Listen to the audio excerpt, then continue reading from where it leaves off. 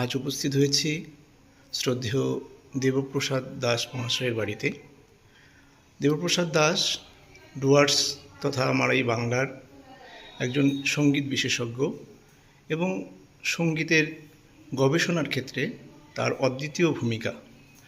আজ তিনি তার নিজ বাসভবনে বন্দে মাতরম সঙ্গীত সংগ্রহ এবং পুস্তক সংগ্রহ নিয়ে একটি প্রদর্শনীর আয়োজন করেছেন। আমরা তার কাছে তার এই প্রদর্শনীর উদ্দেশ্যটা শুনে নেব। নমস্কার দেবপ্রসাদ বাবু, আপনি এই যে প্রদর্শনীটা করেছেন বন্দে মাতরম উপরে, আপনার এই প্রদর্শনীর উদ্দেশ্যটা একটু যদি বলেন। প্রথমত হচ্ছে এই বন্ধনটা লেখা হয়েছিল এখন তো 150 বছর আগে।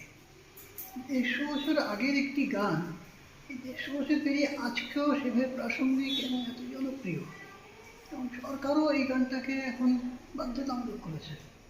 আমি যেহেতু রেকর্ড সংগ্রহ করি, রেকর্ড সংগ্রহ করতে করতে বন্দে মাতরমের বেশ কিছু রেকর্ড আমি পেয়েছি এবং বেশ কিছু তথ্য পেয়েছি। এখনকার যে প্রজন্ম যারা এখন বন্দে মাতরম গাইবে, তাদের কাছে কিন্তু এই বন্দে মাতরমের বিভিন্ন যে অ্যাসপেক্টগুলো সেটা সেভাবে তোলা নেই। সেই জিনিসগুলো আমি এখানে তার হিস্টোরিক্যাল, তার মিউজিক্যাল যে ব্যাপারগুলো আছে সেটাকে তুলে ধরেছি। এটা তাদের জন্য একটা educational as well as awareness education বলতে পারি আমরা। এটাই আমার করার উদ্দেশ্য। আমরা অনেক রেকর্ড এখানে দেখতে পাচ্ছি। এই রেকর্ডগুলো সব আপনার সংগ্রহ এবং পিছনে যে বইগুলো সঙ্গীত নিয়ে আপনার লেখা, সেগুলো সম্পর্কে যদি একটু বলেন আপনি। এই রেকর্ডগুলো আমার নিজেরই সংগ্রহ, কলকাতার চোরবাজার থেকেই মূলত কালেকশন করা। এখানে মোটামুটি 1946, 1938 ওই সময়কার সমস্ত রেকর্ড আছে। বন্দে মাতরমের মোট 15খানা রেকর্ড এখানটায় আছে। আর বাকি যে বইগুলোর কথা বলছেন সেগুলো হচ্ছে বাংলা গান। আমাদের দেশে প্রথম রেকর্ডিং হয়েছিল 1902 সালে। একজন মহিলা শিল্পী ছিলেন শশীমুখী, তাকে দিয়ে শুরু। আমার উদ্দেশ্য হচ্ছে রেকর্ডের যে এরাটা, মানে 1902 থেকে 1980 পর্যন্ত, সেই স্প্যানটাকে পুরোটাকে ধরা আমার কাজের মধ্যে।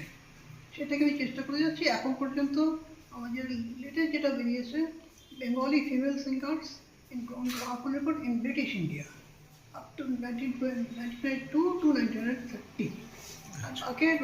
আগে যেগুলো হয়েছে রবীন্দ্রসঙ্গীত নিয়ে হয়েছে। আর আমি শুরু করেছিলাম মান্না দেখে নিয়ে, ওনাকে নিয়েও 3খানা বই আছে। এবং 31 থেকে 40 এই পিরিয়ডে যত গান, বাংলা গান হয়েছে রেকর্ডে, তারও তথ্য আছে। আমি চেষ্টা করছি যে 1980 পর্যন্ত পুরো ব্যাপারটাকে ধরার জন্য। বেশ। আর এই বন্দে মাতরম নিয়ে রবীন্দ্রনাথ ঠাকুরের যে অবদান এবং রবীন্দ্রনাথ ঠাকুর যে সুরারোপ করা সঙ্গীত, সেটা কি আপনার সংগ্রহের মধ্যে